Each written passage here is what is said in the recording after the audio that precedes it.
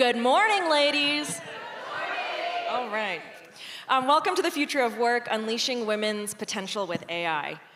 There have been so many headlines in the news related to artificial intelligence, from how it's changing how we work, to the rise of a new generation of big tech companies such as OpenAI, NVIDIA, CoreWeave, and others. It's an industry that seemed to have emerged overnight that organizations and individuals have to contend with. I wish I were a surfer. I am not. So I'm going to imagine AI as this big wave. And I think for this audience, the key is to understand, how do we ride it? What should I be paying attention to? And how can I unleash my potential with it? I'm Lumei Wong Murphy, and I'm honored to moderate this fantastic panel. I currently lead finance and people at Empathic, which is an early-stage AI company backed by Next Frontier Capital here in town. I'm joined by Heidi Johnson and Kirsten Schaub. Great dynamic panel here today, so we're just going to kick it off. I'd love for each of you to briefly introduce yourself, and then I've got a question for each of you to warm up. Okay, thank you. Happy to be here on this snowy day. I'm Heidi Johnson, and I currently run a fintech AI startup called OpenBB. I've been in product development and software development for about 20 years in financial services, and have been working with AI since 2015 when I was at Bloomberg. Different type of AI at the time. Now we're into generative AI, which is a slightly new and different and exciting domain. I live here in Montana, in Big Sky. We relocated during COVID from the East Coast and happily raise 3 children and try to balance the dynamics of a fast-growing company with being a mother and a spouse. So happy to be here.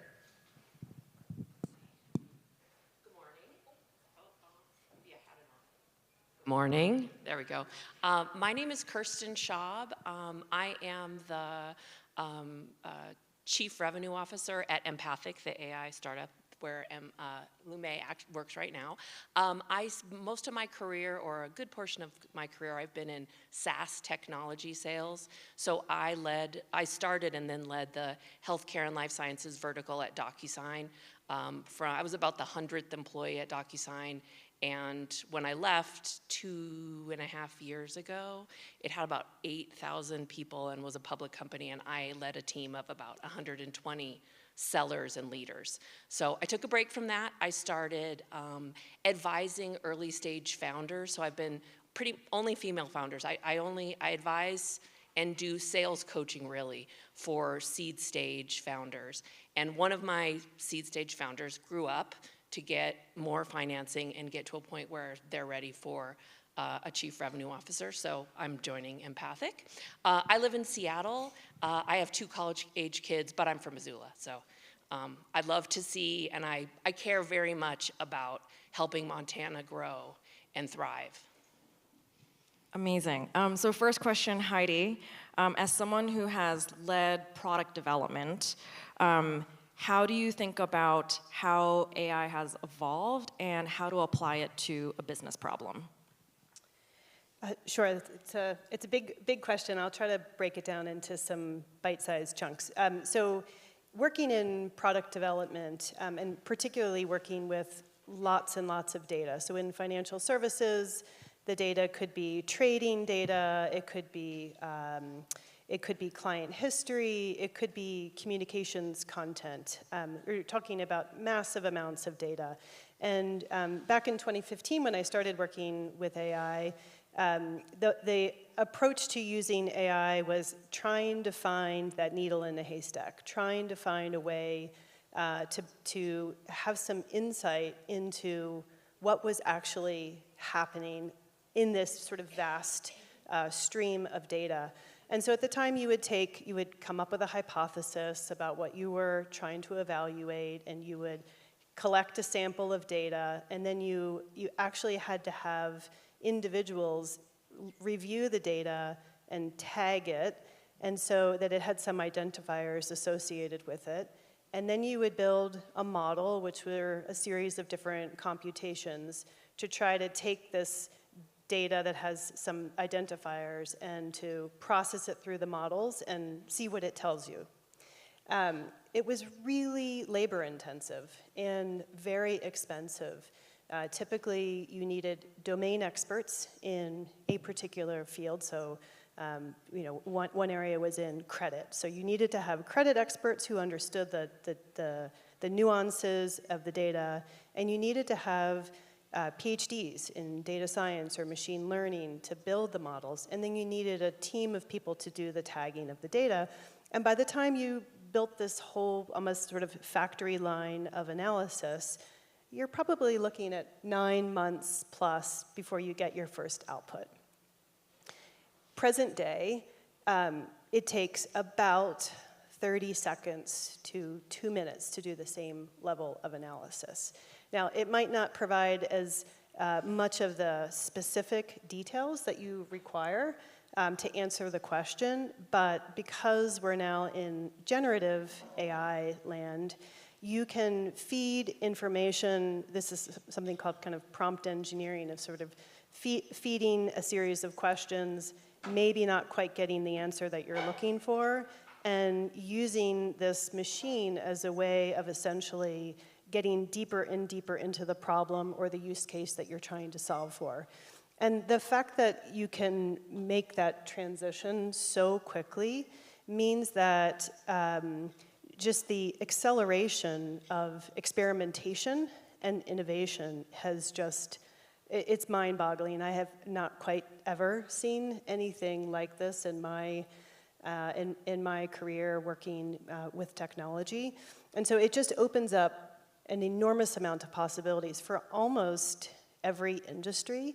I think the limiting factor is there are concerns about even how to approach working with AI, and yes, it can be unnerving, yes, it can be silly, yes, it can create hallucinations and answers that you would never expect, but it also— Wait, Heidi, can you explain what a hallucination is? Sure, sorry. So a And not the ones we're thinking of. Okay, yes. So a hallucination is when you ask any one of the agents, and we can kind of talk about which ones you use and why you might choose one over the other. But it's when you ask a question. It could be something like, what is the snow history of Big Sky, Montana, and road conditions, in the month of March? And it might tell you something that is completely just falsified. So hallucination is the machine is making something up, and they are conveying that output to you with such conviction that and with this tone of believability that you kind of want to believe it, but it is like completely false information, because the way that AI works is that it's essentially sort of two parts of AI. One is a prediction. So based on all the data these models have amassed over years and years and years, and the models that have weights associated with them, they're generating what they think is the next likely response. And that prediction is often wrong. And that prediction being wrong can turn into something that is like very, very far-fetched. There is another type of AI, which is more of a reasoning model. So you're seeing more and more of these reasoning models. They take a little bit longer when you put a prompt in. They also charge you for these models. And the reasoning is actually taking you through the processing and logic of answering a question or series of questions. And that is, you can also see hallucinations in that, but it's a little bit easier to check, because it will give you sort of the step-by-step. Like if you give it a problem or a prompt, it'll tell you how it's approaching solving the problem. It's actually it's just a really interesting, it's just really interesting to sort of see what you kind of feel like is a mind, but it's really a machine telling you how they arrived at a certain answer. And so you might see step 3 of their reasoning is a little bit off, and so you can probably distrust the rest of the reasoning steps. So anyway, it's probably a long-winded answer, just in terms of the sort of technology evolution, and we can talk through the applications. No, I think that's very helpful. I think giving an overview of some of the language to talk about AI, some of the ways that you have to think about it. And I think the point that you made that you have to pay more for some of these models leads me to this question about commercialization. So Kirsten, as someone who's led go-to-market and commercialization of SaaS and AI products, how do you think about the value capture of AI tools and businesses? So there's a lot that's happening, and it's really interesting. And then us as a concept of AI, like it's a new thing that just happened, isn't really true. It's just sort of came into the popular culture in the past couple years. It's been around for so long. People have been working on, AI models. It's just the generative AI has moved so fast. That's what pushed it into this realm. Anything that's being trained, in my mind, off of the internet, ChatGPT, some of these other use cases they're great. They have so many uses, but also just great like consumer uses. I need to come up with the beginning of a job description for, an assistant who can do these 3 things. And giving you a place to start from, to build yourself, is just a great use of AI, like no problem. But it's hard to commercialize that, right? And you don't need to, really. You can use that in your own lives. Where it becomes value capture and interesting is solving some of these problems that are big data problems that no human could literally ever solve on their own. If you're pulling together 10 different huge data sets, all that have data that matters about your company, you're a new employee there, you're trying to find the answer to a question, there's no way to find those really good insights that can be super valuable to your business, like game-changing for your business. But where you can get into sort of a domain expert, so you're working with worlds where you're getting expert data trained in an expert way, and then it's human augmentation. So it's pulling all this stuff together, all these things together, and presenting it where instead of spending 5 hours on a problem, it points to the 3 things you should look at, and you as the super smart human that can't be replaced can get the answer to the question you're interested in really quickly. The other thing that I don't do myself, but I think is really interesting is there's scenarios where no matter how much data we feed a model, human conversation is changing, slang changes, there's so much change in this that we're never gonna have a perfect model.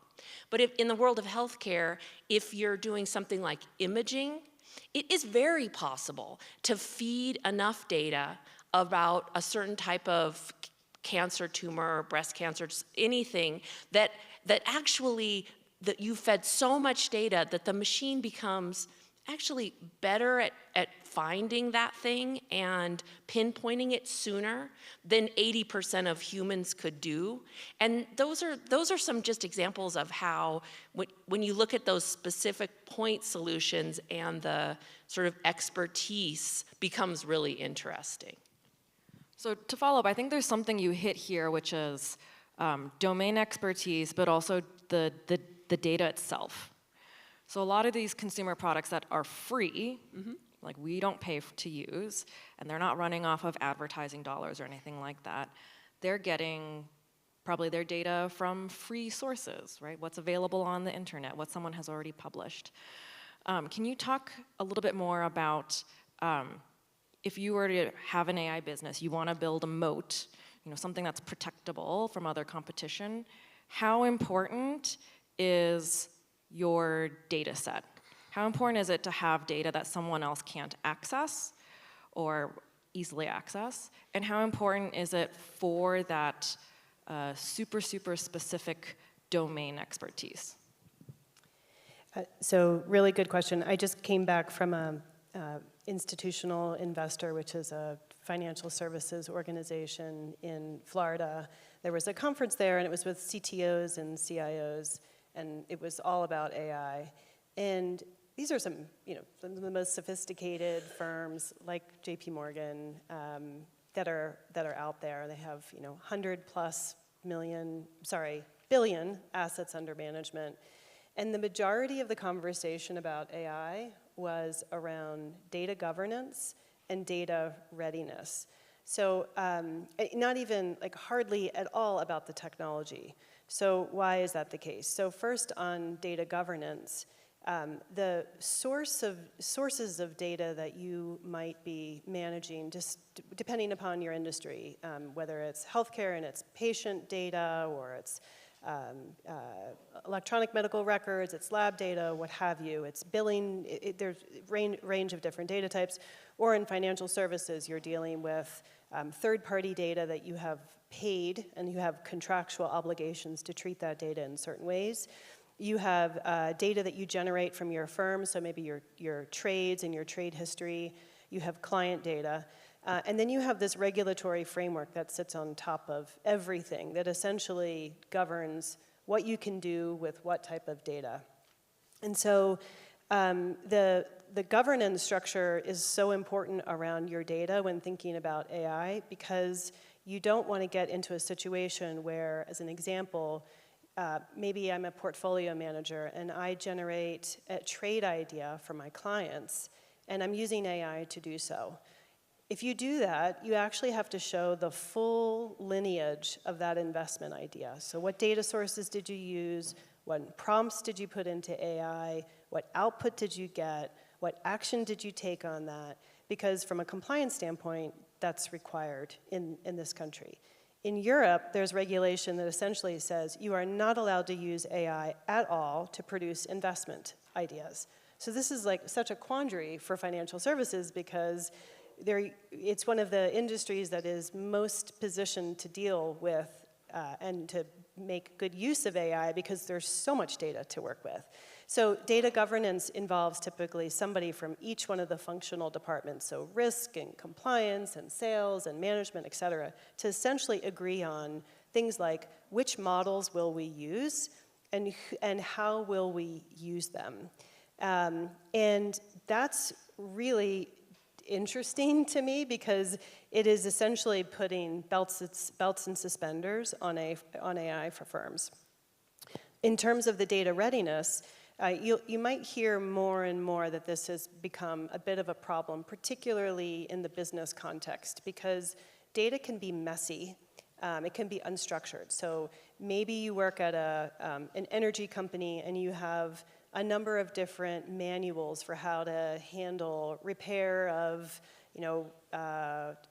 wind turbines, as an example. And you're trying to figure out how to change the cycle of response times to service wind turbines. And you really need to take that manual, and you really need to feed that manual into AI, but parts of that manual might not be read.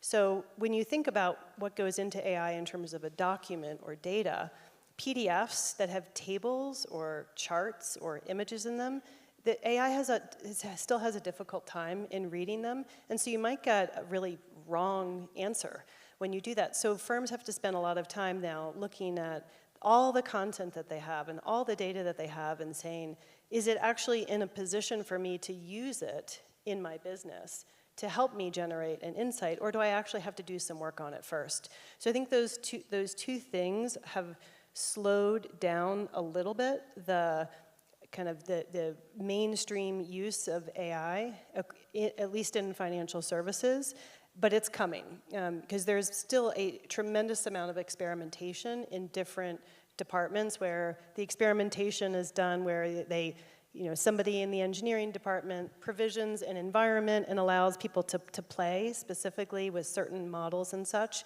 but it's never rolled out into production quite yet. And I think we're probably about still 10 months to maybe a year away from full production in major industries. That's not very long. To change the subject a little bit, I'm curious, what are the AI tools that you're finding, tools or companies that you're finding the most interesting right now? and why? I'll go first. I am really interested in a company that just hit 100 million in annual recurring revenue that's called Glean. And it's super interesting because it's taking all of an enterprise's different SaaS systems that they have and allowing the AI to pull all of the things from each system. It helps employees answer questions more quickly. It helps a new employee be able to, instead of having to go ask the person who's been here 10 years, who then finds this one weird document they have in this one weird place, which is like the perfect thing to answer the question they need, they can get a lot further on their own. I think that's a really game-changing technology. I'm a more of a business-to-business type of a mindset seller and go-to-market org builder. And so I'm always looking at, what is going to be the next, like, B2B. I'm less of a consumer, knowledgeable. I don't even use, a lot of the AI tools in myself in my life, but I just get really focused on what's the big problem that's being solved. Is this a path? And when I'm evaluating a small company, to understand their market potential and value potential, it's like, what is their data moat? Can they handle the data governance to get data in? Or are there like some really messy reasons why that's a really long road? And, again, when I'm looking at what companies I might advise or work with or invest in. Glean. Yeah, Glean. Okay, I'm a total geek. So the first one that I really like to use for reasoning of thinking through a new idea is Grok. And Grok has a deep reasoning model, which I recently used. I've gone back to school, and we're coming up on something called Idea Week at MIT. And so you have to come up with an idea, and you have to pitch it. Well, I just had a really bad ski fall. I've been skiing for a long time. I've never had a fall quite like this. Partially tore my ACL. It's just pain. And I thought, I think this was an equipment failure. And I wish that I actually had some way of identifying if I had an equipment failure. How could I do that? So I went to Grok and said, how would I solve for or provide a notification system of an equipment failure for ski equipment, and not just one particular piece of the equipment, but all three combined.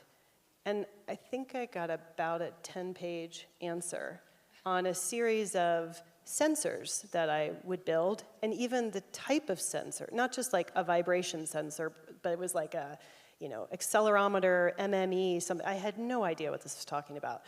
But all of a sudden, it just created this idea of, actually, I think this is actually buildable. I think we could actually build this sensor. So I've pitched it, and the class voted on them, and this is one of the ones that we've picked, and now I'm a little bit freaked out because I don't know if Grok got it wrong or if this is, in fact... Do you have to build it now? Now we have to build it, yes.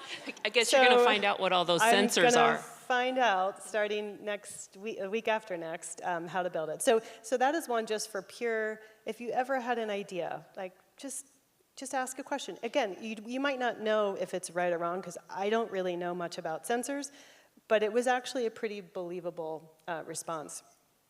The other one is if you actually want to experiment with building an agent. So an agent is sort of this next level on top of generative AI, which I know it seems probably like crazy that but yet there's more.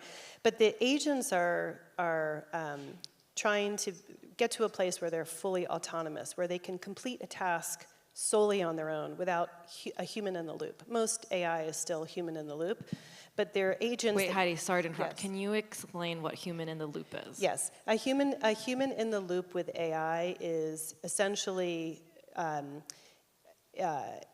acknowledging the fact that while the machine or the AI can come up with a response for you, it still requires a human's critical thinking and analysis to make some judgment calls on the decisions that were presented. And I'd say, for the most part, I wouldn't be comfortable with using where AI is right now without having some human judgment. So, for example, if you are going to go and write your resume or you're going to write a response to an email, don't let AI do it for you completely. You really have to double check it. They'll put in lots of extra flowery words, or the sentiment might be off. So that's the human in the loop, is just sort of the eyeballs. So, you know, the advice would be, I think, from all of us would be, use it, if you're using it in your own life, use it as a first draft and really take the time. I've seen folks, there's a technology called Sybil that we use a lot, which is, it's a really good, you know, agent that joins calls on Zoom or whatever. It gives you summaries. It will even do, and I absolutely hate this part, it will do an email draft follow-up. And while those beginning parts are great, it does a great job of like a little bit of a call overview. It decides what the follow-up items are, and our CEO was using it for sales calls, and she was sending the follow-up email.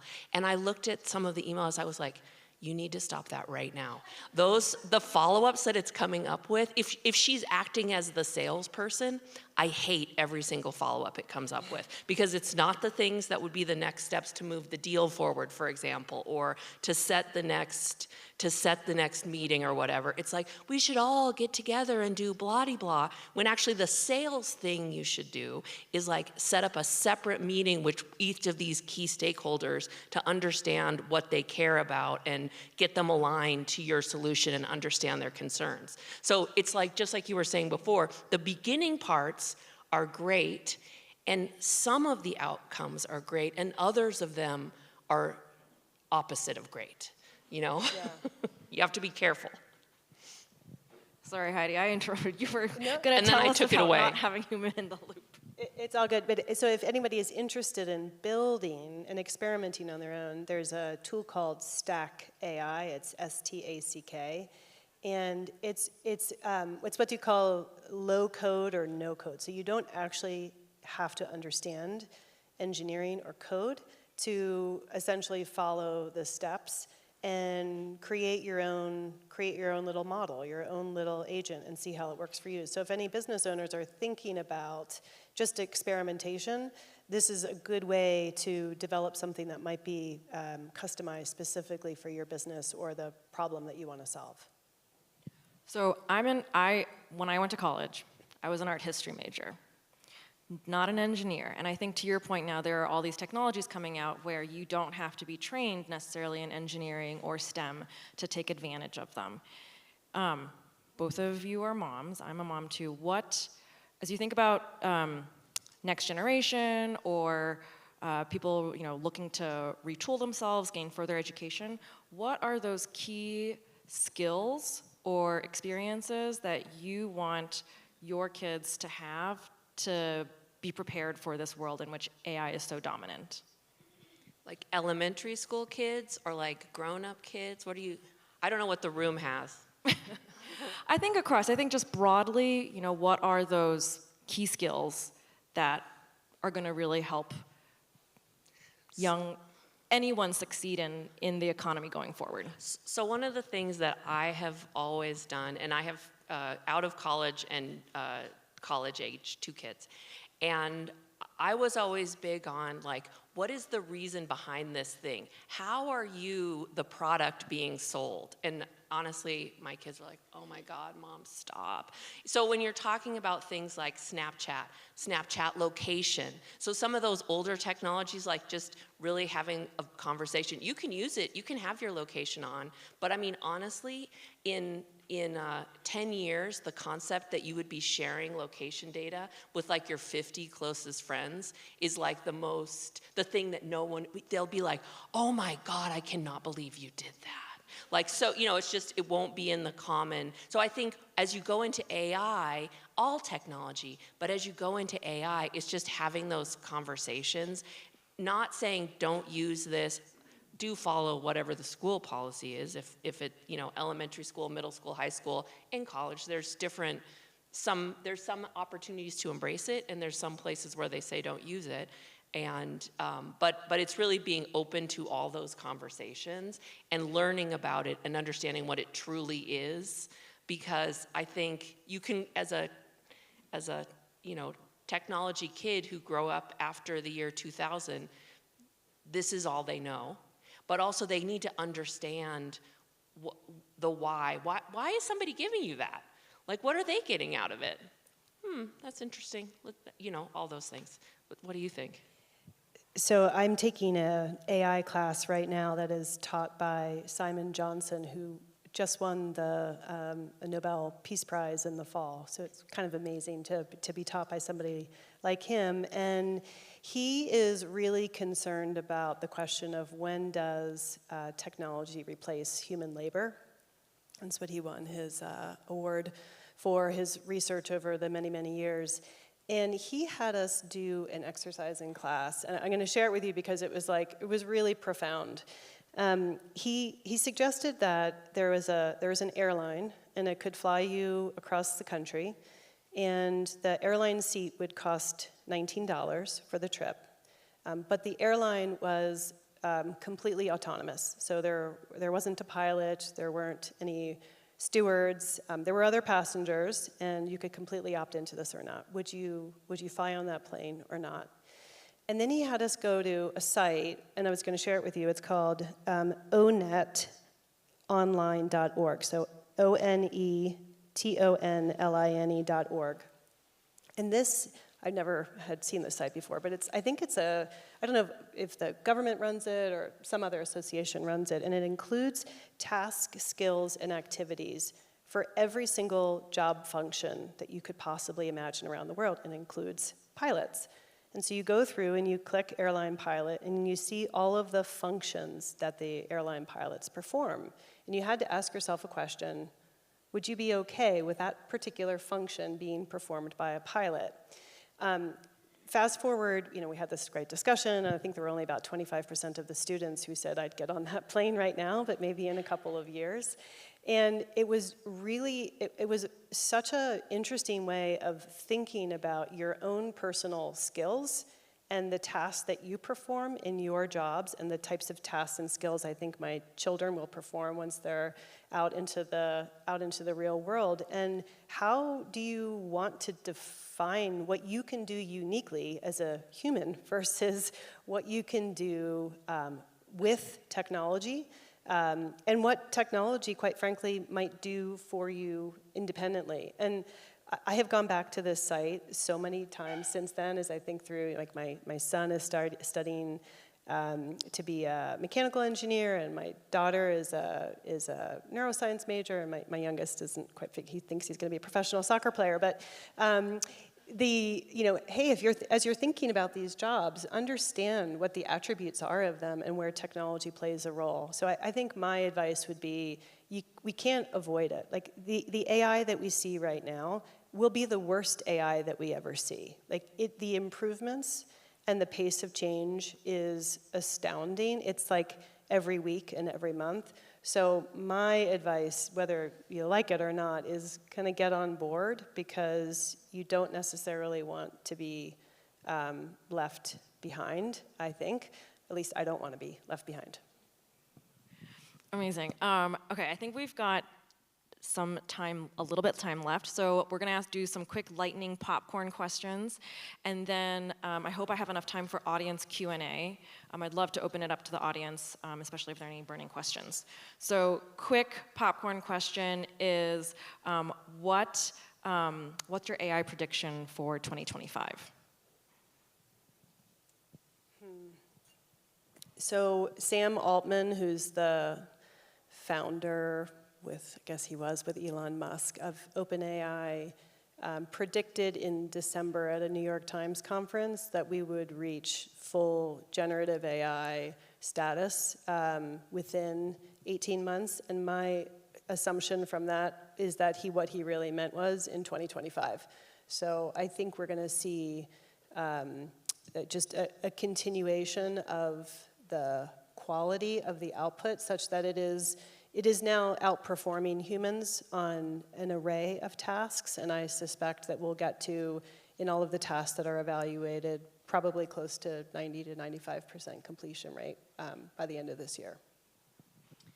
On the business side of things, I see there's a lot of early stage companies that were funded on what I would call an AI hype cycle, and they are doing things, or they're trying to build things that pretty much can be democratized into these very low cost models, and they're trying to right now build something that's going to be an expensive product that has differentiation.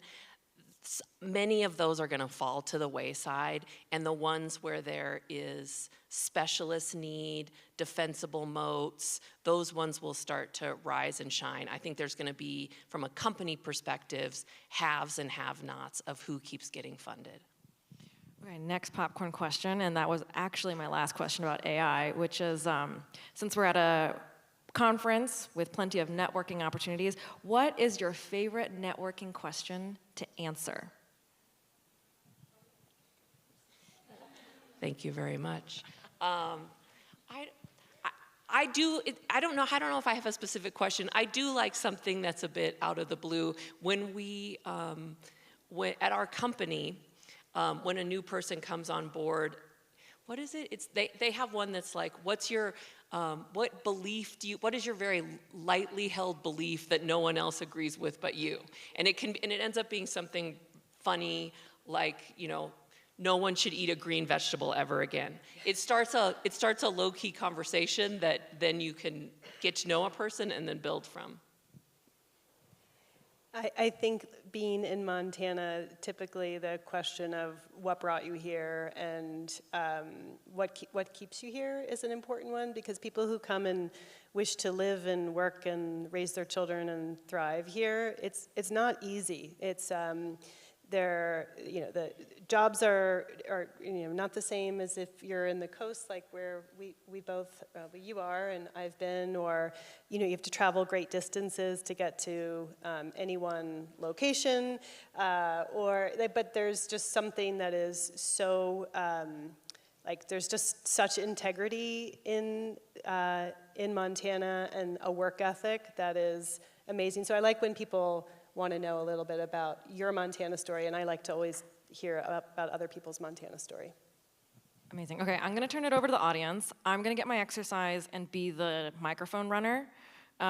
So please let us know. Oh, I see a question there. I'm going to run there. Be careful on the stairs. I feel worried. Okay. Yes. There's one more. You can use that other microphone. Well, since we are in a Women in Business Summit, I saw this article from Harvard showing that there's a big gender gap in adoption of AI, and women are much slower than men to actually experiment with AI. So I wonder if you guys have any thoughts around it and recommendations. The company I work for is a female-founded company with mostly women that work there, and so it's not my experience in my workplace. So what do you think? Oh gosh, I work mostly with men and have always mostly worked with men. Same. And go to school with mostly men. So, so how do you you stand out and think through AI and its use and utility in your life? I think it's just like you can't be afraid. As you were saying, AI has really democratized learning and experimentation, and all you really need is just to think of a question. Just start with that. Think of something basic, or think of something that you've wondered about in the past, but you haven't really wanted to talk to somebody about it. I'm not suggesting make AI your best friend. Actually, there's a crazy NPR podcast about a woman. Did you listen to this? I listened to that, yeah. Oh my gosh, this sort of freaked me out. A woman who she finds her true love, who is an agent, is AI. And she develops this very deep and personal relationship with AI. I'm not suggesting that was that to me is really going a little bit too far. Don't make that choice. Yes, don't No, make thank you. don't make that choice. But like my silly little ski example of like, gosh, I wish this didn't happen. And you know, how many times have you said, oh, I wish something didn't need to be that way, or I wonder why something's like that. I'm using AI just to like try the question. You might find that there's some areas of your own personality or domain interests that you can start to fuel a little bit more just with experimentation and trial and error. So I'd say that just give it a shot and don't be intimidated by what it spits back out at you. And I'll add my 2 quick cents here, which is if you are someone who maybe is a little bit more risk adverse, so you may not necessarily be an early adopter, start with things that seem very low risk to you, right? So asking a very simple question to ChatGPT, right? You got to download it, sign up, but that's easy, and you ask it a very simple question. You can at least start to see how it works. If there's certain software that you use in your organization that now has like an AI button. So for example, you have Gmail. There's Gemini right there. You're writing an email to your best friend. Very low risk, use Gemini to spiff that up. You can see at least what the output is and you don't have to accept it. I think as you get comfort, then you can start to say, oh, these are the business problems or these are some of the bigger things that I want to apply it to and I know now how to use it or the parameters or to think critically about it. I think that's at least where I would start. If you take a scenario where you're like, oh, I'm just going to Google that really quick, it's interesting to Google it and put it into ChatGPT. Although I want to try the ones you were talking about, just because it helps you to understand like it is different than using Google, but in some ways you see that you can get to a similar place faster, sometimes with more relevance, in a way that you can find things more quickly because it's not just like a big list of things you need to check into. It like summarized the top 20 things and brought it into a way you can look at it. So, any other questions? I have a question. Yes. So you all are on a completely different level than like I am. So these platforms that you're speaking of are a little like way over my head. I have clunked around with ChatGPT and a couple other platforms, but I would like to know from you, if you are a novice, where would you start? Which program would you start with? And how would you start? I understand the keywords, et cetera, but how would you start as it pertains to business? Is there a specific business question or domain? No, Okay. no, just want to know what platform you would use and maybe the best way to use it. So any business question would probably be relevant in this group. Okay. I'm going to give you 3, because you can compare and contrast. So one is called Perplexity, and I feel like it's a bit more business-centric focused. The other would be Claude, and that's Claude. And Claude I think, does a really, the writing style that is returned in Claude, I find to be a bit more, it feels a little bit more human than just a machine-generated response. And then I'd say the third is ChatGPT, but know that there are different models that are released from ChatGPT. So there are the prediction models, which would be like the free version, and I think we're on what, that's 4 now, 4.0, for like not 0, 4 little o. And then there's a reasoning model, which is little o and 1. And I think those are the 3, and take the same question or series of questions and try it against all of those models, because people do have preferences for the models that they choose. I would say if I sampled a room of even my classmates, I'd say probably out of, there would be 5 different answers to that question if there were 5 people at the table. So I think it's kind of good, and you might find that you like the interface for how you interact with it might suit you more for your specific questions or your way of navigating through a website. So those would be my 3 recommendations.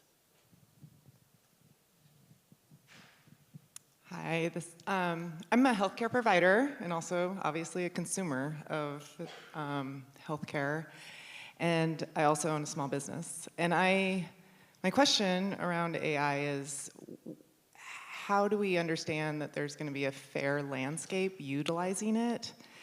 As my small business, having access to something great because it costs a lot of money, versus a large corporation that's maybe national. And with Montana having so many small businesses, I think that's a real relevant question. And then as a small business provider, insurance company they have the data. We don't. So how do we fight that? Or not fight, but like show those consumers what we're doing when we don't have access to that data, which seems pretty important in AI. I'll take the first part of that, which is not what you want to hear probably. But as these, like I was talking about, these AI startups that are venture capital funded, right? They're venture capital funded to grow at a super high rate, right? To get the next round of funding, et cetera, et cetera. So because of that, obviously they're looking at how do they solve big business problems in whatever industry they're in, that will, be large contract sizes, right? So by that very nature, you end up selling to, mid-market and up. I think there will be, and I don't know what those look like, but I think there will be, and probably already are, some models and, smaller, even, like Perplexity, these ones, you can access some of those models for free. I'm sure there are some like that. It's not going to be necessarily the same, a lot of it's what data things are trained on, right? And you're right, the insurance companies have all that data. They have the same governance problems, though, by the way, of what data can go in, what of their own, PHI, et cetera, can go in. But yeah, I think it's looking at some of these, at some of these smaller technologies to start using them. I think there are some, different things like there's a lot of good healthcare scribing technologies that are AI that aren't expensive, right? So I think you start with the problem you're trying to solve, and at your business where you're seeing a lack, where you're seeing something that's super inefficient, and seeing what's out there, because you're right, everybody's going to try and sell to the big players because they're sort of driven to do that just by how everything.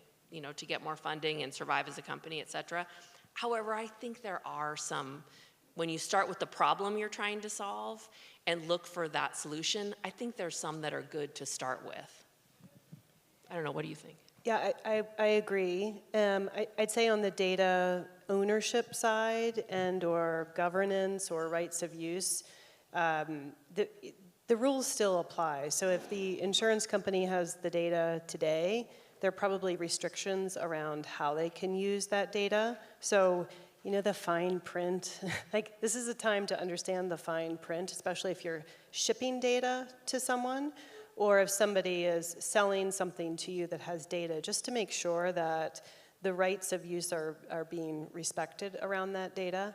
The other thing that I've seen, certainly seeing this on the financial services side, is that the large and small firms are creating enterprise arrangements with these LLM providers. So you can actually buy an OpenAI enterprise license, which means that you're running those models only within your institution, and the data that you're putting into it, even the prompts and the output, can't be used to train the core models. So this is something to understand if you're thinking about using one of the free models, or even if you think, oh, I've paid for this, they're going to respect this data that I'm putting into it. That's not always the case, so you really want to be careful, because you don't want, like, for example, I would never want to prompt the system about my children. I don't really want questions or responses about my children to be in a training model. And as you can imagine, yes, all the social media data has been incorporated into training these models. So yet another reason just to be, just aware of how that information can be used. Last question. So a lot of the search functions are now including like AI summaries of your searches. And I'm really curious how you think about bias in AI output. And because I also know that like data models get better as you get more sample size, a larger sample size. So I'm really curious how you're thinking about bias and how you're analyzing bias in AI output. I mean, I think there's definitely a lot of reasons to be concerned about that for sure.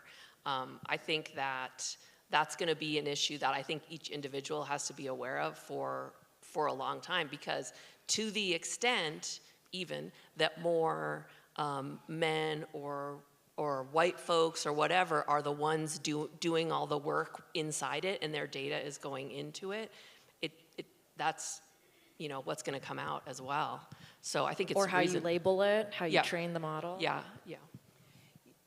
Within a lot of these models, I agree, but you also have an opportunity to tell it what you want from it. So you might be, maybe you want to update your bio, and you feed it your resume, and you say, I want this to come across as like, I want my answer to be very technical, or I want, I want my answer to the response to demonstrate that I am completely closed-minded and I'm not open to anything new and interesting. Like, so you have a way, you can actually introduce the biases that you want for yourself in the responses, but know that if everybody else is doing that, then you're getting, whether it's biased or whether it sort of normalizes, I'm not quite sure. I mean, there's some things that I've asked. Certainly, its desire in the responses is to delight you, is to make you happy. Like that's sort of an underlying principle of these models. It's not to provide the most accurate answer. It's the one that makes you happy. And so, probably law of numbers, you could kind of imagine whoever's using it, to the earlier question, if more men are using it than women, you already have probably a natural bias just in terms of the models and how they've been trained. So you just have to be mindful of it. Big thank you. Thank you to your questions, and I'll turn it over to Candace. Big round of applause. Oh, no, not